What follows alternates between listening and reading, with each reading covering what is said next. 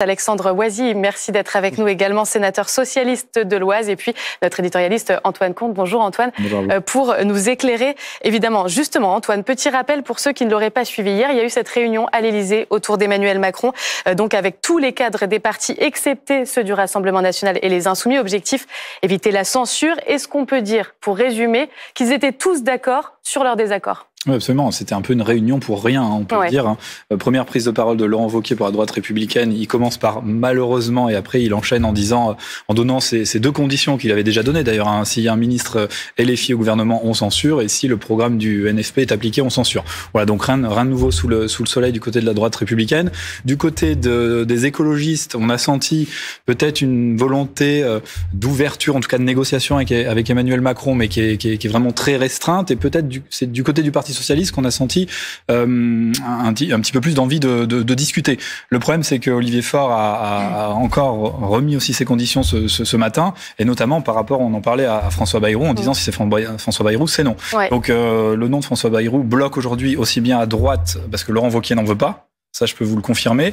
Et du côté du Parti socialiste également.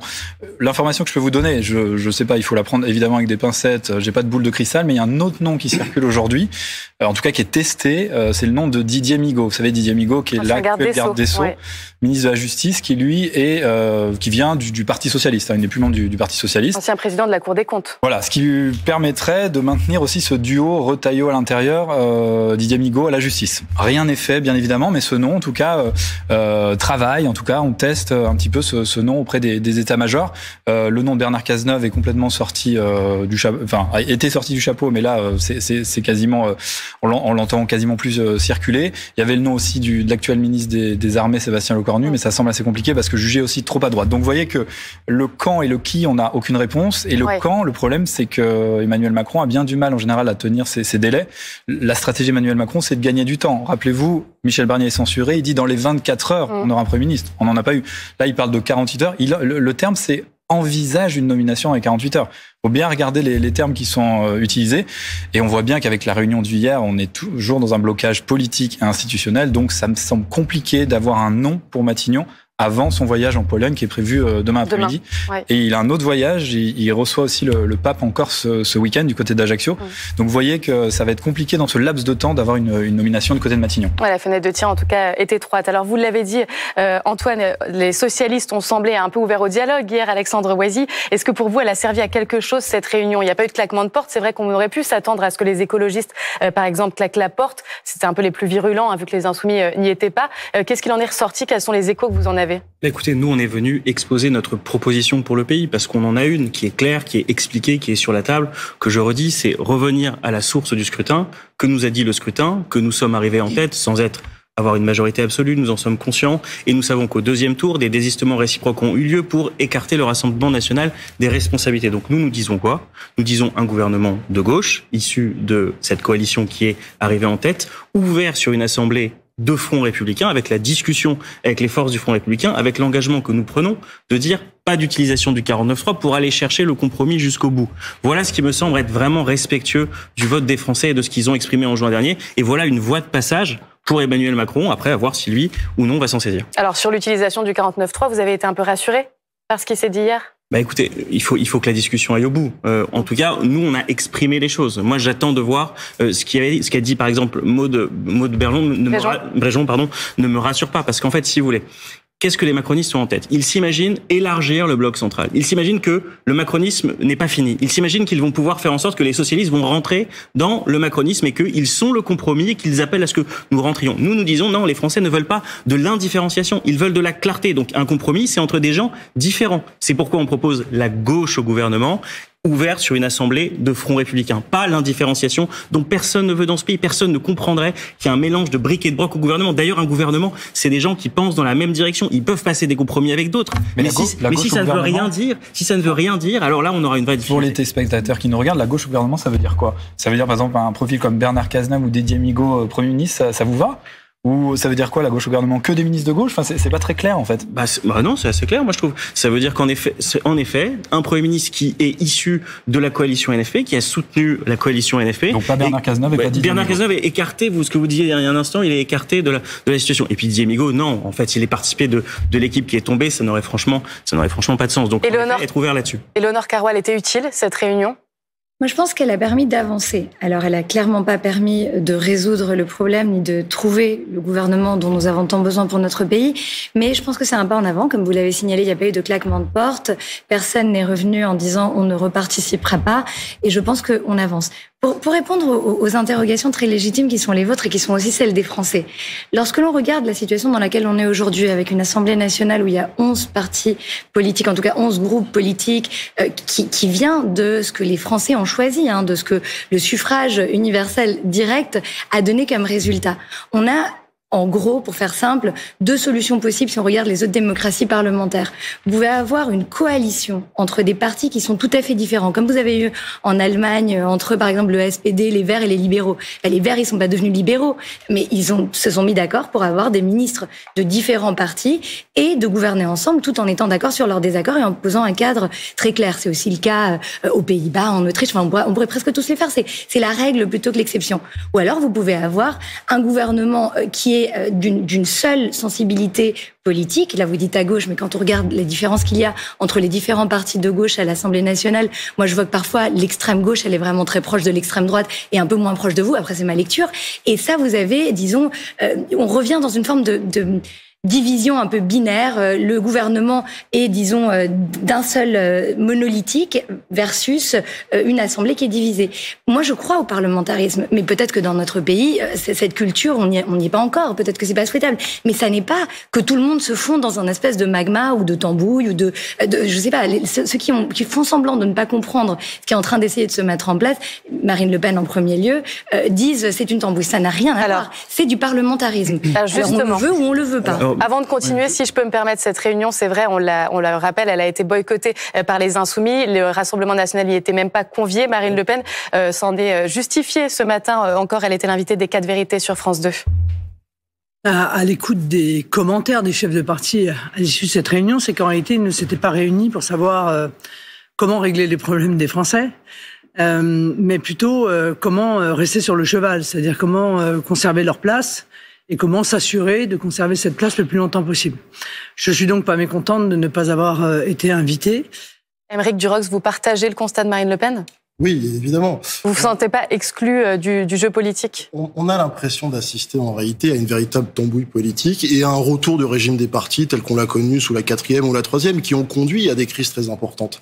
Comment expliquer aux Français que, excusez-moi, des nains politiques au regard du sondage IFOP qui est sorti ce matin, qui mettent chacun des chefs politiques à moins de 5%, que ce soit au Parti Socialiste, aux écolos, etc., et qui excluent et qui trouvent normal d'exclure, selon même Marine Tondelier, la chef d'un parti qui a non seulement fait 35% aux législatives, mais qui est évalué à 38%. 38% face à... On le voit, 35 à 38%, ce sont les voix que Marine Le Pen obtiendrait si la présidentielle avait lieu maintenant, et ça a été pris après la censure. Exactement, donc non seulement c'est notre meilleur score historique, mais en plus, contrairement à ce qu'ont dit tous les commentateurs politiques mal avisés, eh bien, les Français affirment et confirment notre position sur la censure. Donc, comment expliquer, comment faire consensus, comment faire unité, comment sortir notre pays de l'ornière quand un corps aussi important de Français, 11 millions, je le répète, sont de facto exclus par des gens qui ne représentent rien.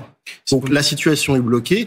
Par ailleurs, à gauche, elle le sera bloquée parce qu'ils ne sont pas d'accord entre eux, entre les insoumis qui mettent la pression sur les socialistes et les socialistes ne peuvent rien faire sans les insoumis.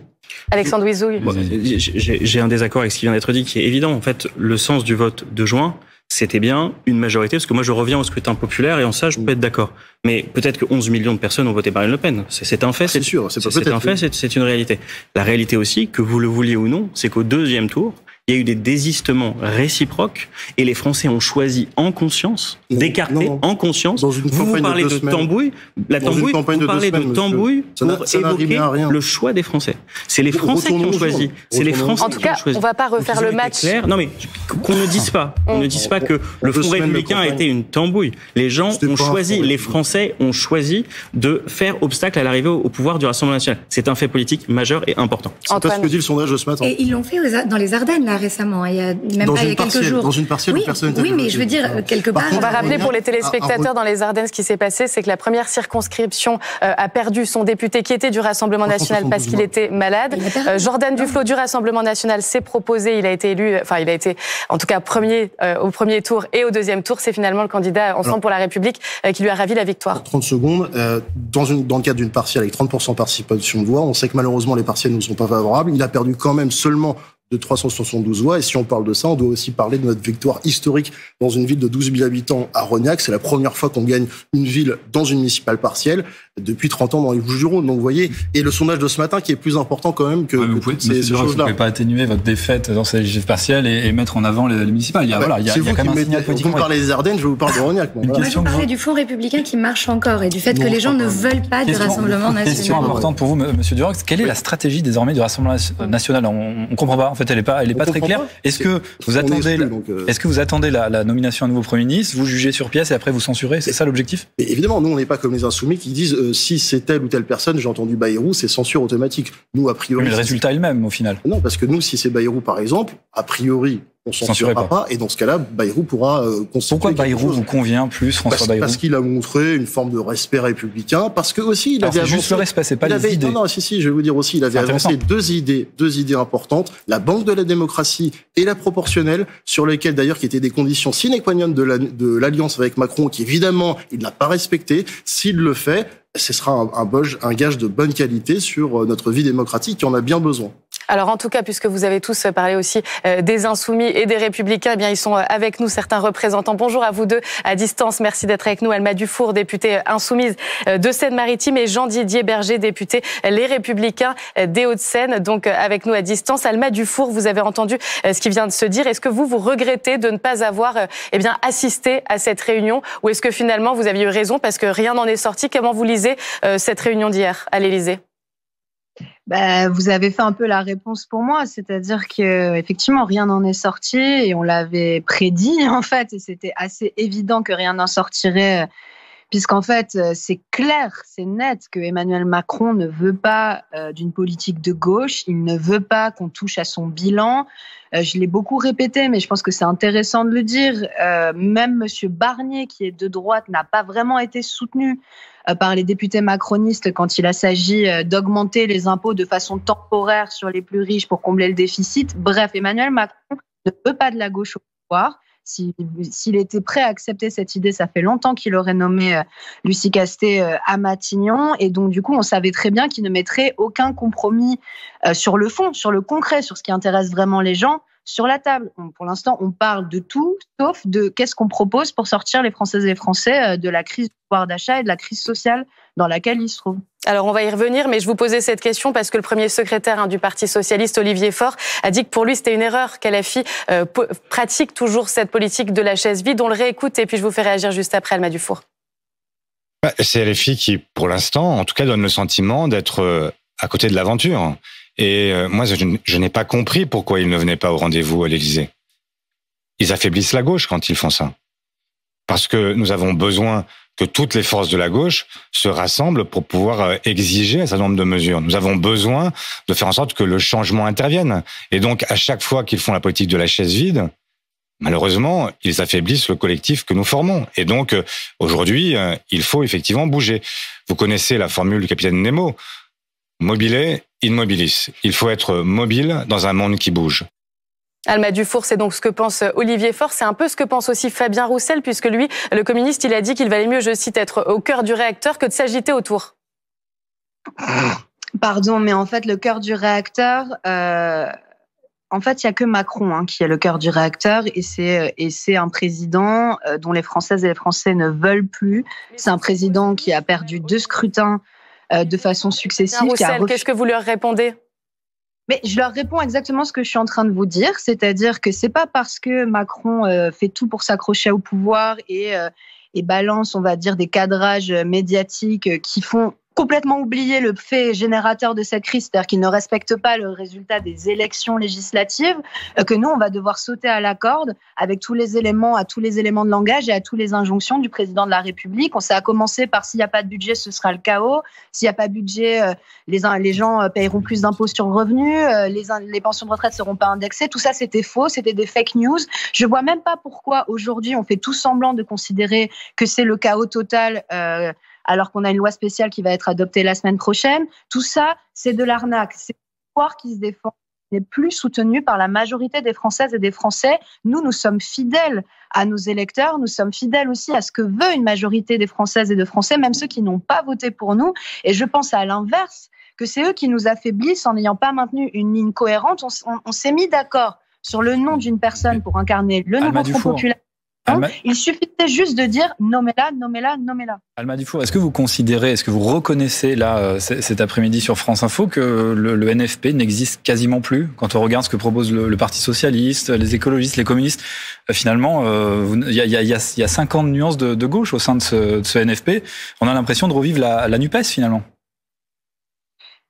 Alors déjà, les écologistes ont quand même dit que ces négociations n'avaient pas servi à grand-chose. Au contraire, au PC, par exemple aussi au PCF, ça a beaucoup fracturé et je crois qu'il y a beaucoup de députés communistes qui n'ont pas du tout apprécié les libertés, compris Fabien Roussel notamment sur la question de la réforme des retraites, de son abrogation. Reste effectivement le Parti socialiste, qui est un parti coupé en deux et c'est pas une nouvelle en fait, qui est un parti avec une aile droite qui déteste la NUPES et qui déteste le NFP depuis longtemps. Et une autre partie qui est plus réformiste, qui veut changer en fait les travers du PS qui ont conduit à l'élection d'Emmanuel Macron, parce que c'est quand même de ça qu'on parle. Emmanuel Macron était ministre de l'économie de François Hollande, donc c'est le PS qui l'a mis au pouvoir. Alors justement, puisque vous parlez des socialistes, pardon, je me permets de vous couper, Alma Dufour, on reviendra vers vous dans un instant, parce qu'il y a Alexandre Ouzy en plateau qui a peut-être quelque chose à vous répondre. Oui, peut-être pour répondre simplement sur plusieurs points. D'abord, l'intégralité du Parti socialiste a voté l'accord de Nouveau Front populaire. L'intégralité du Parti socialiste, conscient de la situation politique qui était la nôtre. Deuxième point, il y a une réalité, c'est qu'on a un désaccord là sur la manière de procéder. Nous, on pense qu'il faut mener le combat jusqu'au bout pour avoir un gouvernement de gauche ouvert sur l'Assemblée de Front républicain. Quelque part, nous ne faisons que poursuivre le combat qui était le nôtre en juillet et en août, lorsque nous avons écrit avec les différents présidents de groupe pour qu'un gouvernement de gauche soit nommé. Donc, les Insoumis ont décidé de se mettre en dehors de ce cycle de consultation. Moi, je considère, comme l'a dit Olivier Faure, que ça nous affaiblit parce que plus on est nombreux à demander un Premier ministre de gauche, plus on a de chances de l'obtenir. Voilà, ça, je le regrette. Après, je pense que vous allez un peu loin sur toutes les conclusions que vous en tirez. C'est un désaccord, là, sur le moment que nous vivons, sur la manière de faire les choses. C'est réel. Mais il ne faut pas non plus tirer des traits sur la comète qui vont un peu trop loin. Juste une précision, vous dites plus on est nombreux à gauche à demander un Premier ministre de gauche, plus on va l'obtenir. Vous étiez ensemble, lorsque vous demandiez Lucie Castet, ça n'a pas fonctionné. Oui, pourquoi mais ça marcherait cette fois-ci? Il y a eu un petit fait politique qui s'appelle la censure du gouvernement Barnier, qu'a fait le gouvernement Barnier. Il s'est tourné, non pas vers les forces du Front républicain, auquel il n'avait d'ailleurs pas participé, mais vers l'extrême droite et Marine Le Pen et le Rassemblement national, a tenté de bâtir des compromis avec elle et a sauté à la corde, pour le dire simplement, parce qu'il n'a pas réussi à construire le compromis qu'il voulait faire avec eux. Nous-mêmes, nous avions proposé des choses. Jamais nous n'avions dit censure automatique, même au gouvernement Barnier. Nous avions des choses sur le PLFSS, des dépenses sociales qui rendaient possible un vote. Jamais on ne nous a parlé, jamais. Et Michel Barnier disant, d'ailleurs, les membres de ma coalition, à la fois Gabriel Attal et les uns et les autres, refusent que vos bonnes idées, je puisse les prendre. Ce que quand même Michel Barnier a dit à Boris Vallaud lorsqu'il l'a reçu à Matignon. Donc voilà, là maintenant, il faut changer de braquet, il faut trouver une autre solution, c'est celle que nous proposons. Est-ce que cette méthode, elle peut mener à quelque part, à quelque chose? Jean-Didier Berger, vous êtes aussi avec nous pour les Républicains. Est-ce que pour vous, c'était satisfaisant cette réunion? Est-ce qu'il en est sorti quelque chose qui pourrait être de nature à avancer? Écoutez, moi je crois qu'on est toujours dans une situation de profond blocage politique et institutionnel. C'est ce qui nous inquiète tout particulièrement. Ce que nous souhaitons avec Laurent Wauquiez, avec tous mes collègues de la droite républicaine, c'est être apporteur de solutions pour régler le problème des Français. Parce que j'entendais, entre deux disputes entre la France Insoumise et le Parti Socialiste, la représentante de la France Insoumise dire, comme à son habitude, beaucoup de choses inexactes. Oui, bien sûr, il y a une facture de la censure, cette facture, ce sont les Français qui vont devoir la payer, à la fois sur l'impôt sur le revenu, mais pas seulement. Il a été démontré que, par exemple, le remboursement des titres de transport à 75% ne sera plus possible à partir du 1er janvier pour les employeurs qui le faisaient. Donc voilà, c'est des choses du quotidien, des choses tout à fait concrètes qui vont au fur et à mesure apparaître dans la vie des Français. Et pouvoir se satisfaire d'avoir voté la censure avec le Rassemblement national comme vous l'avez fait, en entraînant des conséquences de blocage institutionnel, en rajoutant du blocage au blocage, en faisant en sorte que finalement ça soit le chaos, d'ailleurs c'est votre stratégie depuis toujours avec Jean-Luc Mélenchon. Alors on va laisser la conflictualisation du débat public et le blocage de la société et du pays. Mais nous, ce que nous souhaitons, c'est que les choses évoluent et pouvoir sortir de ce blocage. Alma Dufour. Non, mais c'est absolument consternant, en fait. Il y a eu des fake news qui ont été confirmées, en fait, le fait que c'était faux par les ministres eux-mêmes, d'accord ? Sur les retraites, ça a été confirmé. Sur le déremboursement des médicaments, ça a été confirmé. Les retraites, les pensions de retraite seront bien indexées à la hauteur de l'inflation dès le 1er janvier 2025, contrairement à ce qui se serait passé avec le budget Barnier. Sur l'impôt sur le revenu... Elles seront augmentées de 2,2% précisément. Voilà, exactement. Sur l'impôt sur le revenu, nous avons jusqu'en février 2025 pour ajuster les seuils et les gens ne seront pas prélevés sur les revenus 2025 avant 2026. Donc, encore une fois, je vois des manœuvres pour faire paniquer les Françaises et les Français, pour défendre un système qui est à bout de souffle, un système qui est rejeté démocratiquement, je répète, démocratiquement dans les urnes par la majorité des électeurs, qu'ils aient voté pour le nouveau Front populaire ou pour le Rassemblement national d'ailleurs, puisqu'on parle d'eux. Et à un moment donné, ça suffit, et je répondrai juste sur le PS. Justement, vous dites, on demande un premier ministre. Bah oui, non, on ne fait que ça depuis 10 jours, en fait. On demande Lucie Castet, on s'était mis d'accord sur un nom, justement pour pas s'affaiblir.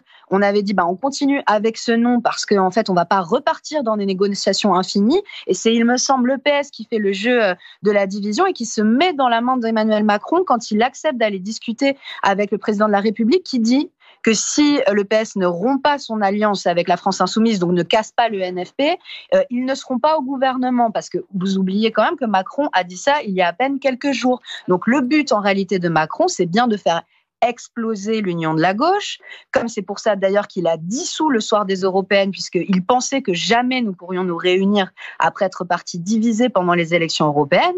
Emmanuel Macron ne veut pas d'une politique de gauche. C'est d'ailleurs pour ça aussi qu'il n'a pas nommé Bernard Cazeneuve. Il avait eu le temps de le faire. Il ne l'a pas fait. Pourquoi ? Parce que ce dernier voulait revenir sur la réforme des retraites. Donc on arrête maintenant de marcher dans les combines et les manipulations du président de la République et de se déchirer devant les Français et les Français qui, eux, ce qu'ils veulent, c'est que ce président s'en aille. En tout cas, c'est ce que donne le dernier sondage qui est sorti sur le sujet. On comprend bien qu'il y a des fractures importantes à gauche. Emmanuel Macron l'a dit, de toute manière, il n'y aura pas de gouvernement d'union nationale. Est-ce qu'il peut se faire éventuellement ? Eh bien, c'est des accords au cas par cas, texte par texte. C'est ça, en fait, ce qu'on essaie de chercher actuellement. Oui, absolument. Et puis, ce que cherche Emmanuel Macron, c'est en effet essayer de mettre en place ce pacte de non-censure.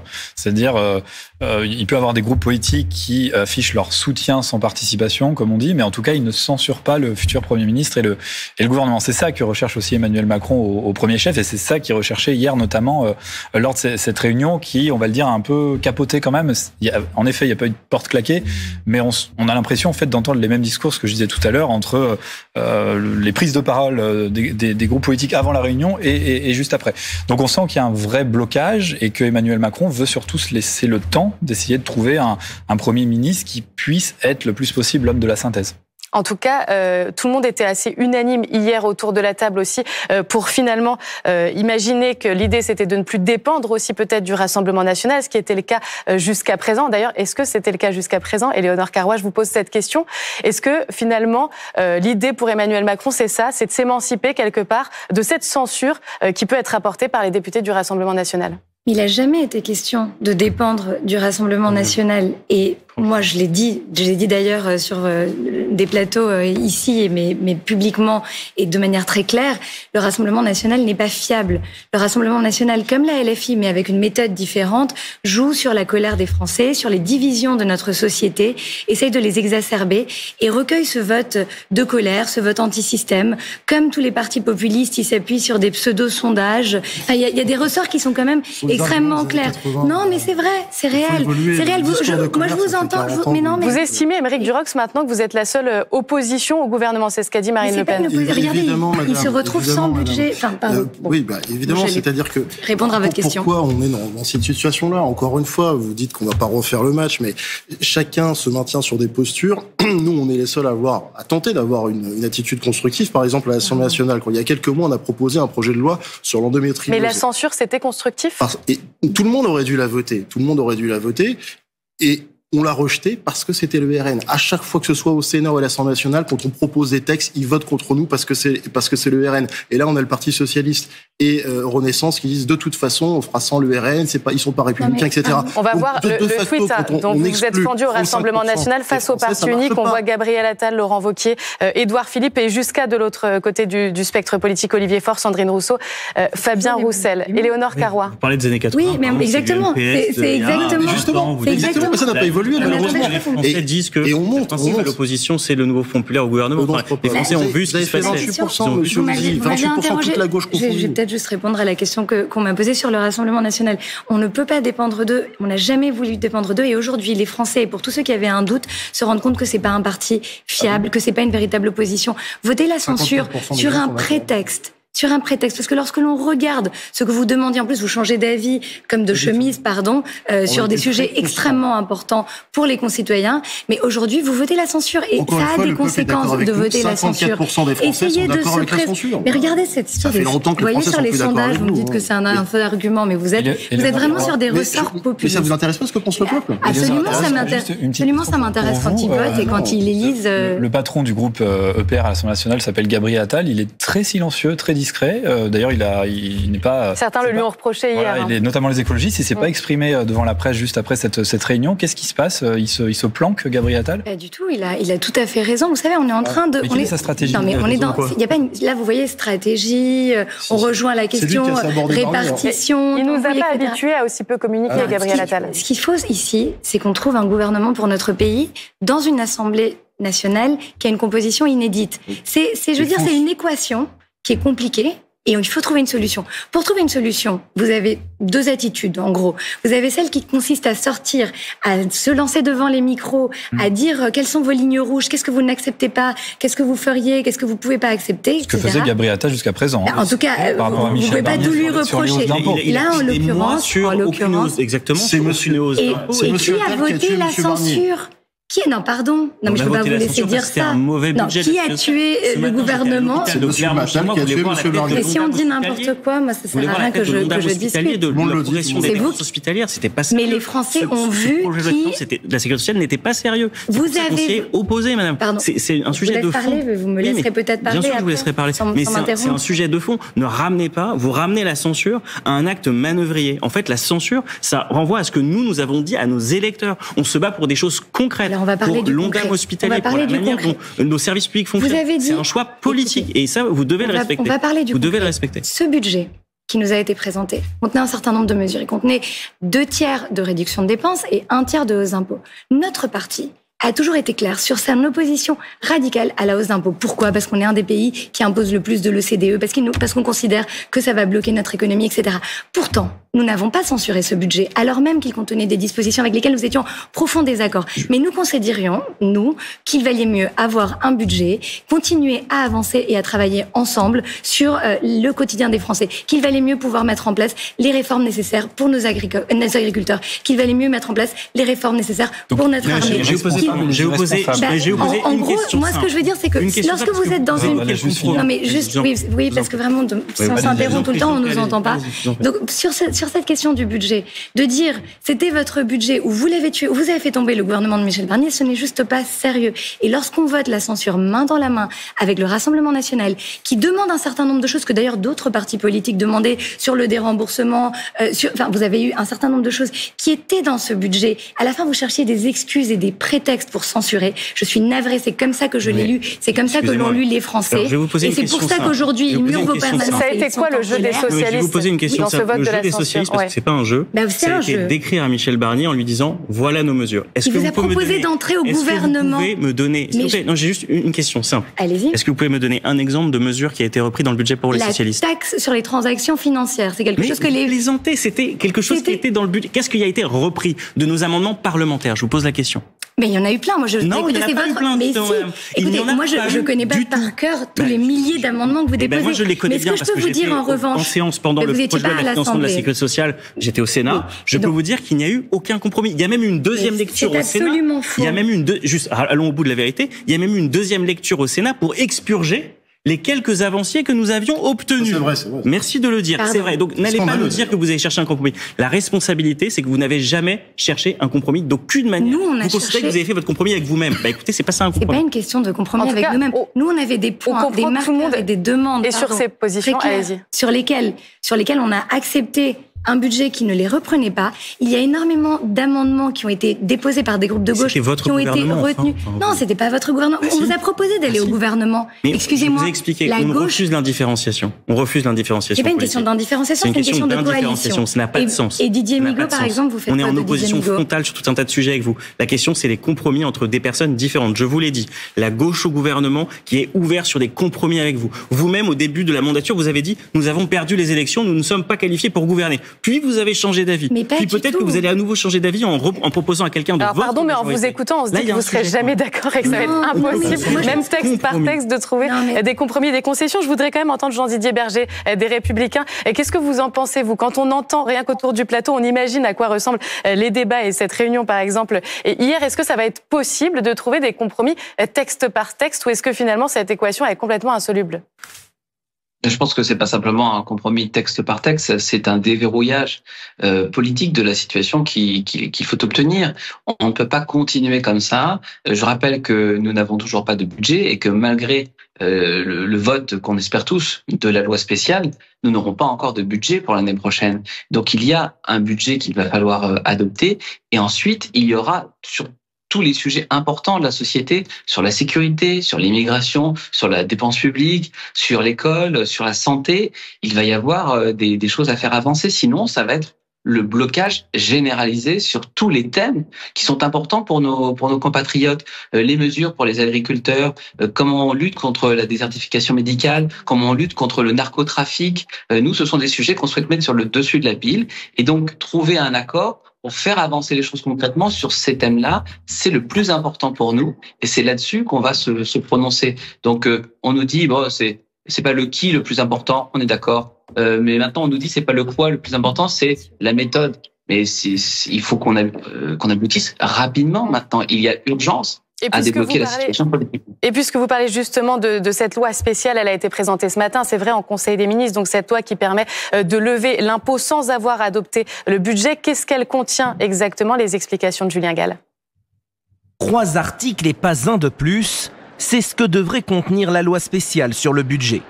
Le premier permettra à l'État de continuer de prélever les impôts selon les barèmes de 2024. Les 2 autres prévoient la reconduction des dépenses de l'État et d'emprunter sur les marchés financiers. Cette loi ne permettrait pas a priori de revaloriser le barème de l'impôt sur le revenu. Selon le gouvernement, 17,6 millions de Français pourraient voir leur impôt augmenter et 380 000 foyers deviendraient imposables. Cependant, les mensualités prélevées à la source ne bougeront pas ces prochains mois. En début d'année, il n'y aura pas de modification des prélèvements à la source. À partir de la déclaration de revenus mai et juin 2025, le fisc, connaissant les revenus, pourra ajuster le taux d'imposition moyen et ça s'appliquera sans doute en août ou septembre 2025. L'application du texte n'est pas bornée dans le temps et sera valable jusqu'à ce qu'un nouveau budget soit adopté. La plupart des forces politiques ont déjà fait savoir qu'elles ne s'y opposeraient pas. C'est la dernière station avant l'autoroute, quoi. Sinon, vous tombez en panne. Là, c'est juste une loi technique faite pour passer la fin de l'année. La loi spéciale sera examinée au Parlement à partir du 16 décembre et doit être promulguée avant le 1er janvier.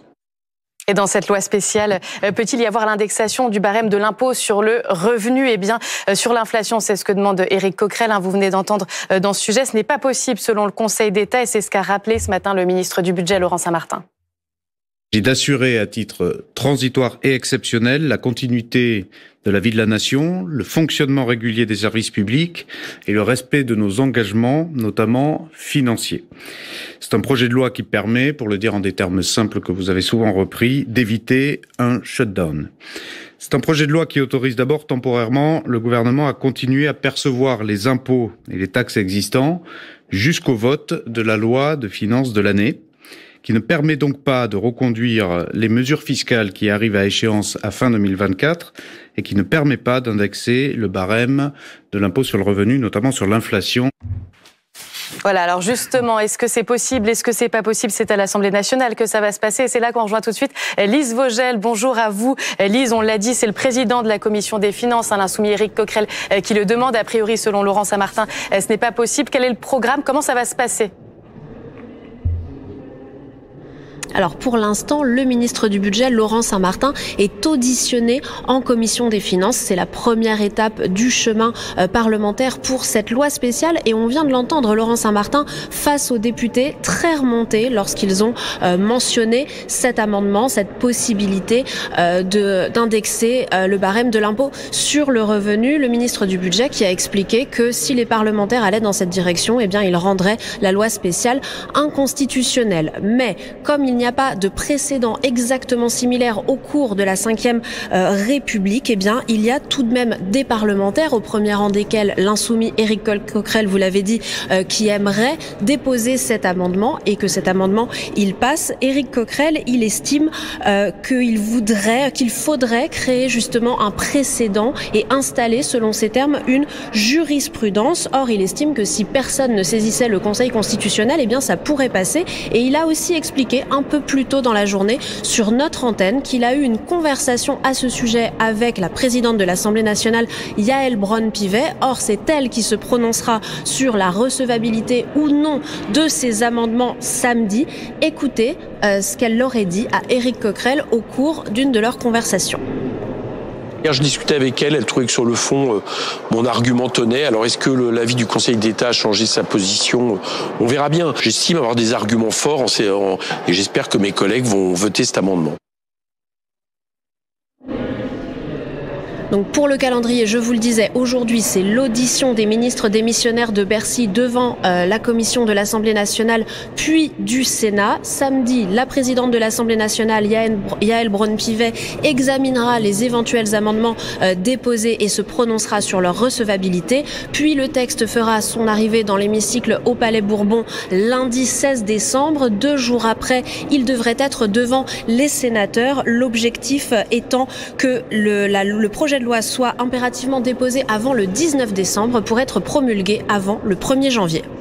Beaucoup, Lise Vogel, pour toutes ces explications depuis l'Assemblée nationale. Donc, on a le calendrier en tête, on comprend ce qui se passe. La question, c'est est-ce qu'on va payer plus d'impôts ou pas. Évidemment, c'est une question très concernante. Antoine Comte, on arrive vraiment dans le concret de cet imbroglio. Oui, absolument. Et puis, c'est vrai que la journée du 16 décembre, donc lundi prochain, donc cette loi spéciale est examinée en séance publique du côté de l'Assemblée nationale. Moi, ce qu'on me dit, c'est que ça va être très très tendu politiquement. On pensait être un peu sorti de ces combats politiques, même si bon, on voit bien qu'ils perdurent aujourd'hui et notamment hier à la sortie de cette réunion de l'Élysée. Mais là, dans l'hémicycle, on devrait en effet avoir des tensions politiques, notamment avec donc ces amendements et notamment cet amendement en particulier que souhaite déposer Éric Coquerel.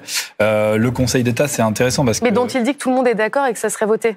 C'est ce qu'il dit. Après, on va voir dans les faits. A priori, on pourrait voter pour. Ouais. Voilà. Mais le RN pourrait voter pour. Ce qui est intéressant, c'est de dire que le Conseil d'État a dit qu'on ne pouvait pas déposer des amendements pour une loi spéciale, mais c'est un avis, un conseil, ce n'est pas un jugement. Donc, les insoumis vont essayer, en fait, de le déposer quand même, mais on va voir ce que ça donne. Sauf si la présidente de l'Assemblée nationale le juge irrecevable. Il n'y a pas de précédent. En 79, c'est pas allé jusqu'au Conseil constitutionnel. Allons, pourquoi pas, jusqu'au Conseil constitutionnel et voyons ce qu'il a à dire. Mais même si personne le saisit, de toute façon, on n'en aura pas besoin. Si c'est pas retoqué et qu'il y a débat lundi, vous y êtes favorable? Oui, bien sûr. Et il faut que Madame... Tous autour de la table.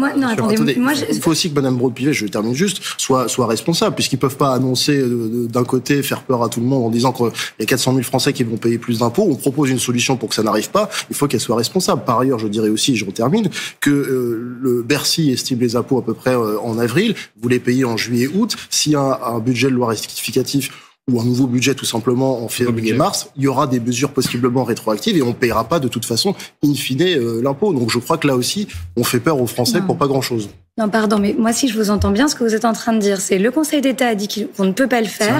C'est probablement inconstitutionnel, mais asseyons-nous sur notre Constitution et n'interrogeons pas le Conseil constitutionnel pour servir nos intérêts. Vous pensez, Éléonore Carrois, que Yael Braun-Pivet va suivre le Conseil d'État ou pas? Si vous saisissez le Conseil, souverainement jugera. Mais vous êtes en train... Moi, j'ai entendu que vous disiez qu'il ne fallait pas le saisir pour qu'il ne le juge pas. Mais non, si personne ne le saisit, il sera... Mais je ne sais pas du tout. J'ai dit que si personne ne le saisit... quelque chose d'inconstitutionnel si personne ne le saisit, eh bien, il ne sera pas saisi. Si vous le saisissez, on verra. Est-ce que vous pourriez le saisir au nom du groupe EPR? Quand on regarde, alors, cette loi spéciale, elle est prévue dans l'article 45 de la LOLF, de la loi organique pour les finances publiques. C'est vraiment une mesure d'urgence lorsqu'on n'a pas de budget. C'est pas un budget bis, c'est pas un deuxième budget, etc. Ça permet juste de pas être en cessation de paiement, le fameux shutdown. Donc, c'est quelque chose que l'on fait de manière temporaire jusqu'à ce que l'on ait une nouvelle loi qui soit votée. Le Conseil d'État a émis un avis très clair. Il dit juste on peut pas l'amender. Et pour vous, ça n'a pas d'importance, le Conseil d'État? Alors, pour moi, c'est assez clair. Est-ce que vous pensez, rapidement, Éléonore Carrois, est-ce que vous pensez qu'Yael Braun-Pivet va suivre cet avis du Conseil d'État? Ce que je pense, c'est que si le Conseil d'État considère que l'on ne peut pas l'amender, et c'est tout à fait logique, c'est dans l'esprit de cette loi, c'est une loi spéciale. On va pas commencer à déposer des amendements à tout va et à créer un budget bis alors qu'on n'a pas de gouvernement. Rendez-vous compte. Non mais et ben voilà, le populisme dans toute sa splendeur. Alexandre Rousier. Absolument, pas respecter la loi, c'est du populisme. Peut-être qu'on peut dire deux choses. On peut dire d'abord que la constitution de notre pays. Si, c'est la constitution. Alexandre Rousier, s'il vous plaît. Juste, le Conseil d'État n'est pas le juge de la loi. Donc il donne un avis. C'est un avis, c'est consultatif. Il donne un avis. Et donc la question ensuite, c'est est-ce que les choses sont constitutionnelles, ce qui peut être examiné en effet s'il y a une saisie du Conseil constitutionnel. Ensuite, il y a un débat juridique sur la notion d'aggravation d'une charge publique. En fait, c'est un débat juridique. Mais moi, ce que je veux quand même dire aux Français, surtout parce que c'est le plus important, c'est qu'en janvier, février, quelle que soit finalement la solution, que Madame Braun-Pivet juge recevable ou irrecevable, que le Conseil d'État valide ou censure, si même c'était adopté, de toute manière, nous avons en janvier, février, les outils pour que cela n'arrive pas. Donc il faut pas, voilà, il y a apaiser un peu la situation. Quelques jours, mais le sujet, c'est ce qu'on va décider en janvier, février. Et je ne crois pas, pour le coup, avoir vu à l'Assemblée nationale des gens qui ont décidé de faire payer l'inflation à tous les Français sur l'impôt sur le revenu. Je n'en ai pas vu dans aucun groupe. Donc je suis absolument certain que s'il y a un accord à un moment sur le budget, il ne validera pas ce genre de décision. Donc, et surtout, c'est le combat donc d'Éric Coquerel, on l'a bien compris. Alma Dufour, c'est un combat qu'il ne va pas lâcher. Tout à fait, non, mais c'est quand même assez consternant les propos tenus par Madame Carrois, c'est-à-dire qu'on peut pas, voilà, ça fait une semaine qu'ils font peur à tout le monde pour rien. Encore une fois, oui, le Conseil d'État, ce n'est qu'un avis. Non, il n'y a pas de précédent. Et je pense que c'est aussi le rôle du Conseil constitutionnel et qui s'honorerait en le faisant, justement, d'aider la France à passer cette situation de crise institutionnelle et politique qu'on n'était pas censé connaître sous la Ve République, mais dans laquelle on se trouve aujourd'hui, en permettant effectivement une mesure très simple. C'est pas un nouveau budget, c'est juste indexer le barème de l'impôt sur revenu. Donc on n'est pas du tout sur quelque chose de révolutionnaire non plus. Donc il n'y a pas de problème en réalité, que ce soit maintenant, et on le souhaite, ou que ce soit en février, il n'y aura pas de hausse de l'impôt sur revenu pour les Français. D'ailleurs, en parlant de ça, je rappelle que la France Insoumise avait déposé une réforme de l'impôt sur revenu qui permettait de baisser les impôts sur revenu des gens qui gagnent 4 000 € ou moins. Et ça a été d'ailleurs rejeté par les macronistes et par le Rassemblement national. Fin de la parenthèse. Je voudrais quand même finir sur quelque chose, parce que là, ce qu'on fait, c'est qu'on va reconduire le budget 2024. On était déjà opposé au budget 2024 parce qu'il y avait des coupes dans les services publics assez importantes. Néanmoins, le budget 2025 auquel on s'est opposé, il ne faut pas oublier où est partie cette censure, était bien pire. On n'a même pas eu le temps de discuter de la partie dans les dépenses, mais les budgets de tous les services publics essentiels baissaient si on prenait en compte l'inflation, le budget de l'hôpital, le budget de la justice, le budget de l'éducation nationale, le budget évidemment des collectivités territoriales, on en a beaucoup parlé. Donc en fait, on leur fait plutôt un cadeau là aujourd'hui parce qu'on ne sait pas Moi, j'ai encore vu la région Normandie ou le département de Seine-Maritime faire des coupes drastiques et ne pas savoir où trouver l'argent qu'on leur demandait dans le cadre du budget 2025. Donc, encore une fois, je vois une panique volontairement créée du côté de la présidence de la République pour s'accrocher au pouvoir et pour ne pas faire face à une situation qui est réelle, c'est-à-dire qu'aujourd'hui, il n'a plus la majorité. Il va falloir qu'il le respecte ça jusqu'à la prochaine élection, qu'elle soit présidentielle ou qu'elle soit celle de l'Assemblée. Merci beaucoup, Alma Dufour. Sur le fond, vous êtes quand même relativement tous d'accord pour dire qu'il ne faut pas augmenter les impôts et qu'il va falloir du coup aller vers cette indexation du barème de l'impôt sur le revenu sur l'inflation. Je voudrais quand même vous entendre, Jean-Didier Berger. Qu'est-ce que vous en pensez? Est-ce qu'il va falloir suivre cet avis consultatif, encore une fois, du Conseil d'État, ou est-ce que finalement il va pouvoir essayer de faire passer cet amendement? Écoutez, en tout cas, ce que je vois, c'est que tous ceux qui nous ont expliqué qu'il n'y avait pas de conséquences à la censure sont ceux qui veulent déposer un amendement sur ce projet de loi spéciale pour essayer de corriger finalement l'erreur qu'ils ont fait en votant la censure avec entre Rassemblement National, France Insoumise et les autres partis du Nouveau Front Populaire. On peut pas expliquer d'un côté qu'il va rien se passer et puis maintenant de nous dire il faut impérativement que cet amendement soit voté alors qu'il est probablement anticonstitutionnel et que c'est le Conseil d'État qui le dit. Donc à nous évidemment, si on peut trouver une solution pour faire en sorte de corriger les erreurs liées à cette censure, eh bien sûr, on le fera, mais j'attire l'attention de tous mes collègues députés sur le fait que quand on est député, quand on est représentant du peuple, voter une mesure anticonstitutionnelle, ça fait quand même froid dans le dos normalement. Et de le faire en toute connaissance de cause, ça devrait interpeller tout le monde. Et là-dessus, vous êtes d'accord, Éléonore? Absolument, c'est exactement ce que je disais. On ne peut pas voter une mesure qui serait anticonstitutionnelle et il faudrait évidemment interroger sa constitutionnalité. Mais moi, ce que je voudrais, c'est revenir sur... Là, on parle d'une... Non, mais si vous arrêtez de m'interrompre, je pourrais juste... Monsieur Didier Berger parle de 3 ans de taux. Non, mais alors répondez-lui, je répondrai après. Ça serait mieux, les débats...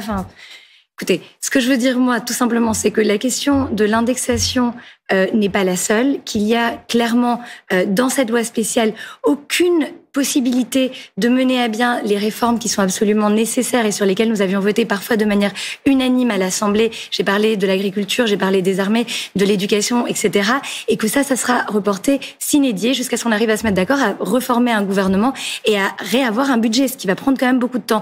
Alors, il est tout à fait inexact et irresponsable que de dire aux Français que censurer un gouvernement en plein examen du budget, ça n'a pas de conséquences. Aymeric Durox. Oui, ce qui a été reporté surtout, c'est 40 milliards d'augmentation de taxes pour les Français, c'est la non-indexation des retraites, c'est le déremboursement des médicaments. C'est en réalité un budget qui était complètement taxatoire, punitif, etc., que les Français ne voulaient plus. Donc heureusement qu'on a voté contre. Et maintenant, unissons-nous dans l'intérêt général pour voter un budget qui soit un peu meilleur, tout simplement. C'est pas la peine de faire peur aux Français. Et encore une fois, il n'y a pas de jurisprudence constitutionnelle, donc il n'y aura pas de peine de prison ou je ne sais quoi. Cela est grotesque. Constitutionnel est saisi par l'un des... Dans ce cas-là, ça n'ira pas. Ça ne sera pas voté. Puis, mais vous pouvez voter quelque chose qui est inconstitutionnel en connaissance de cause. Parce que vraiment, il n'y a pas de jurisprudence constitutionnelle sur ce sujet-là. Donc, Alma Dufour, vous vouliez réagir? Oui, je veux réagir parce que je trouve, encore une fois, c'est hallucinant à quel point la Macronie à l'interprétation de la Constitution à géométrie variable. Je rappelle quand même qu'ils ont voté une loi asile et migration dont une bonne partie des dispositions ont été retoquées par le Conseil constitutionnel. Ils le savaient très bien, beaucoup de juristes les avaient alertés, mais ils ont foncé tête baissée avec le Rassemblement national pour voter une des pires lois qu'on ait jamais vues sur le sujet. Mais à ce moment-là, il n'y avait pas de débat de dire « Oh mon Dieu, est-ce qu'on va peut-être faire quelque chose qui est contraire à la Constitution ?» Vous voyez à quel point cette manipulation, elle est grossière. Et je pense que les Françaises et Français, ils en ont marre vraiment que la Macronie les prenne pour des imbéciles. Là, ce qu'ils sont en train de vous dire, en gros, c'est qu'ils, juste pour essayer de garder le pouvoir, ils vont faire du chantage à l'indexation de l'impôt sur le revenu sur l'inflation. C'est ça qu'ils sont en train de faire.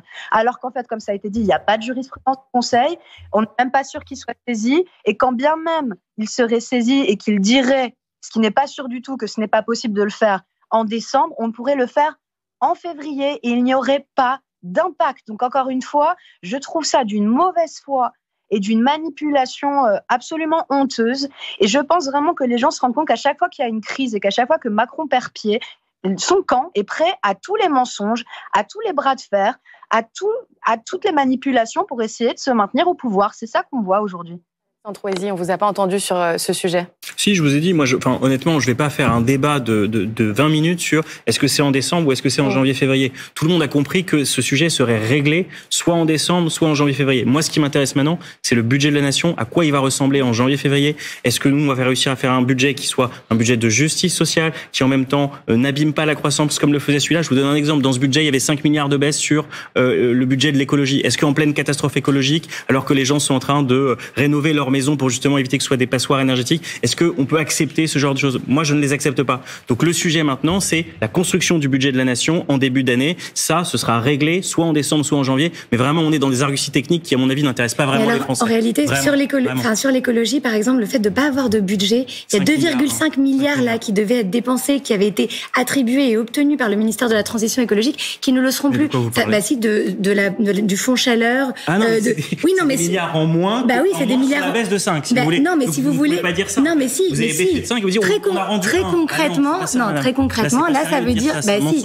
Non, mais ce que ça veut dire, c'est que là, tout de suite. Améliorer la situation. Le fait de ne pas avoir de budget. Il y a 5 milliards de baisse. Non, mais là, non, mais moi, ce que je veux des choses exactes, quand même. Non, mais moi, ce que je veux vous dire, c'est que là, tout de suite, les personnes qui voulaient justement rénover leur maison pour la rendre plus écologique, elles vont pas pouvoir avoir accès à cette enveloppe aujourd'hui. Vous avez baissé ma prime rénov dans le budget, donc c'est pas à un moment donné, ne pas avoir de budget, ça a des conséquences. Il faut pas mentir. Ce que vous dites est faux. Le budget 2024 était meilleur que le budget 2025. C'est le budget 2024 qui s'applique pour l'instant, donc c'est pas vrai. On comprend bien qu'on entre déjà dans le dur du concret de cet imbroglio et de cette incertitude qui domine en ce moment la vie politique française. Merci à vous d'avoir été avec nous pour en parler. Merci Alma Dufour et Jean-Didier Berger à distance. Merci Alexandre Ouzy, Aymeric Durox et Éléonore Carrois. Antoine Comte, on se retrouve tout à l'heure.